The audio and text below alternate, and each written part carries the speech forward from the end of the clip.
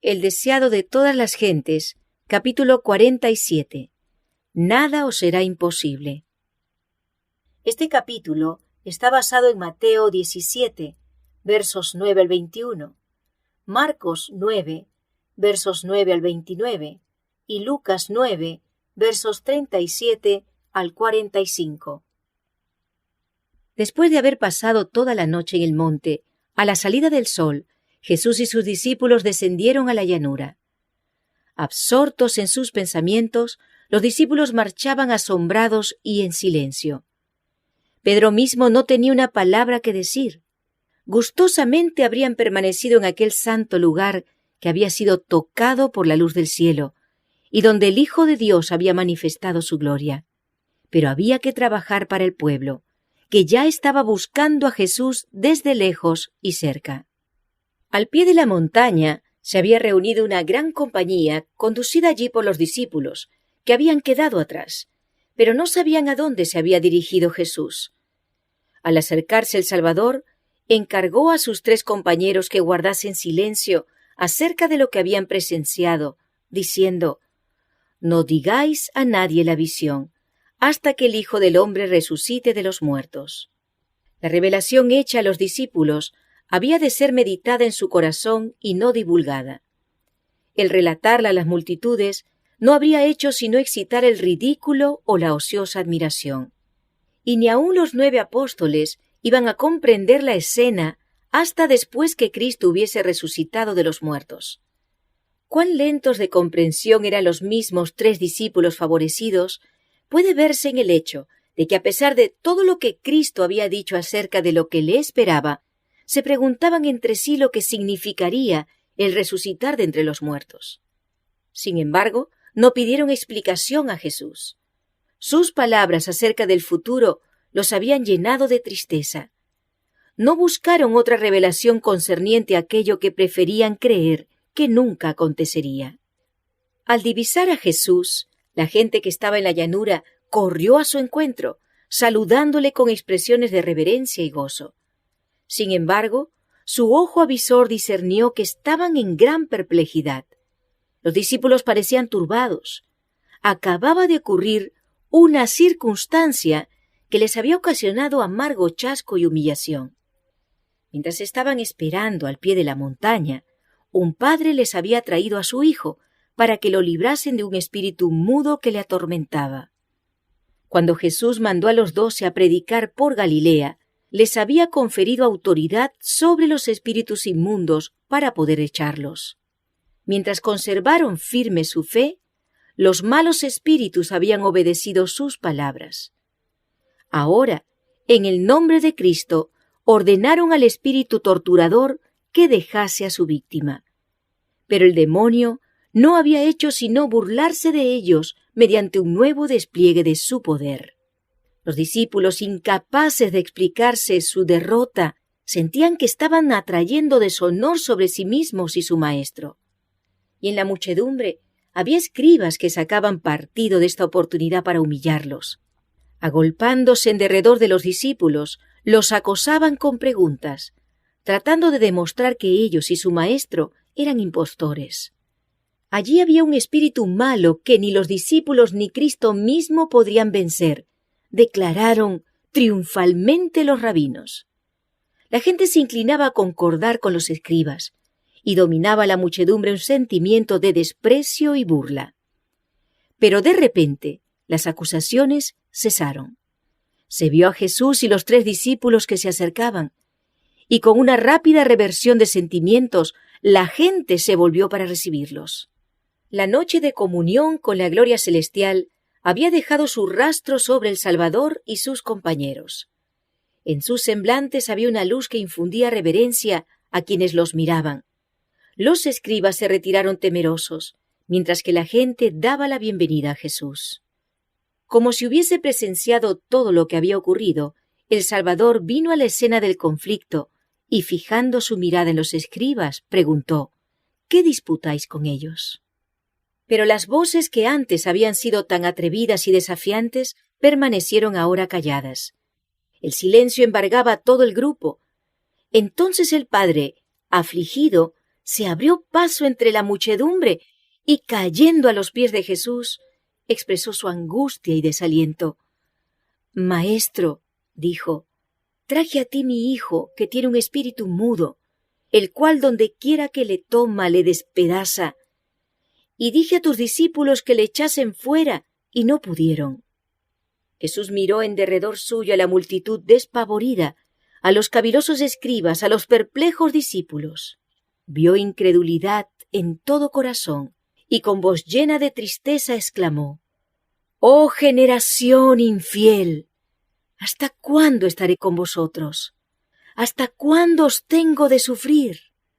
Luego ordenó al padre angustiado: «Trae tu hijo acá».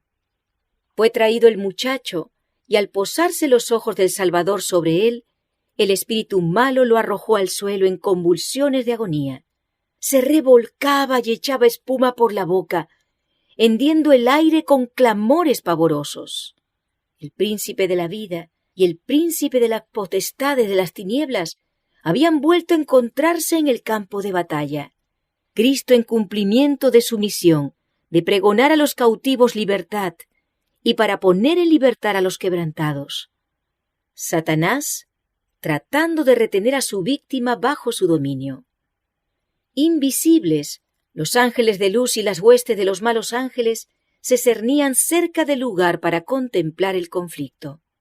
Por un momento, Jesús permitió al mal espíritu que manifestase su poder, a fin de que los espectadores comprendiesen el libramiento que se iba a producir. La muchedumbre miraba con el aliento en suspenso, el Padre con agonía de esperanza y temor. Jesús preguntó: «¿Cuánto tiempo ha que le aconteció esto?».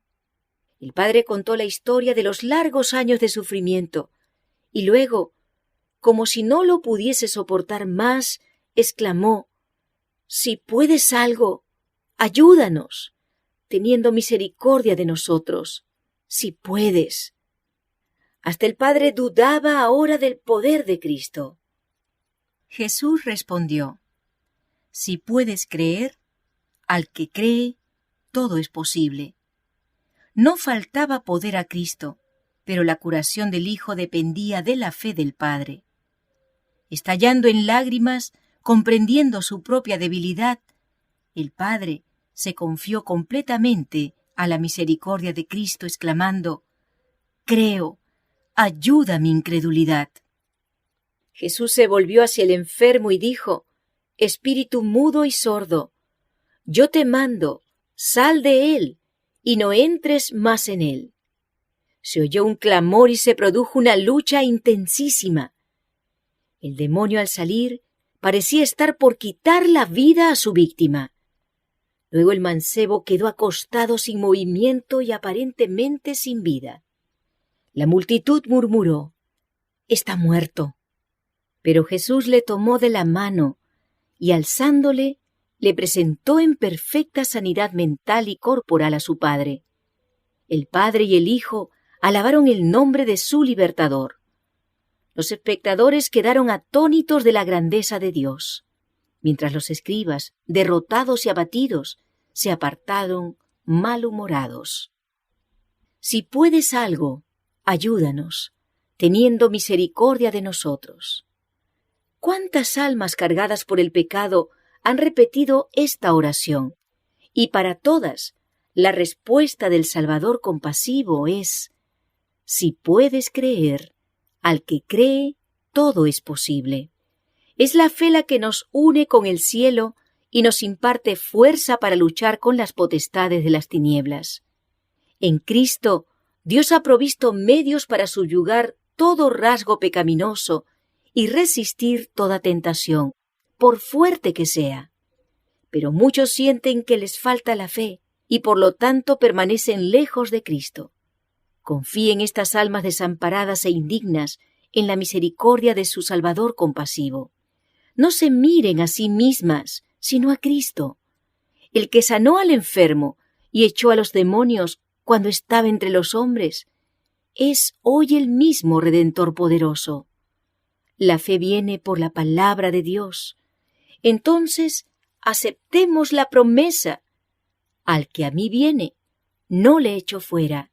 Arrojémonos a sus pies clamando: «Creo, ayuda mi incredulidad». Nunca pereceremos mientras hagamos esto. Nunca. En corto tiempo, los discípulos favorecidos habían contemplado los extremos de la gloria y de la humillación. Habían visto a la humanidad transfigurada a la imagen de Dios y degradada a semejanza de Satanás. De la montaña donde había conversado con los mensajeros celestiales y había sido proclamado Hijo de Dios por la voz de la radiante gloria, habían visto a Jesús descender para hacer frente al espectáculo angustioso y repugnante del joven endemoniado, con rostro desencajado, que hacía crujir los dientes en espasmos de una agonía que ningún poder humano podía aliviar. Y este poderoso Redentor, que tan solo unas horas antes estuvo glorificado delante de sus discípulos asombrados, se inclinó para levantar a la víctima de Satanás de la tierra donde se revolcaba y devolverla sana de mente y cuerpo a su Padre y a su hogar. Esta era una lección objetiva de la redención. El ser divino procedente de la gloria del Padre se detenía para salvar a los perdidos. Representaba también la misión de los discípulos. La vida de los siervos de Cristo no ha de pasarse solo en la cumbre de la montaña con Jesús, en horas de iluminación espiritual.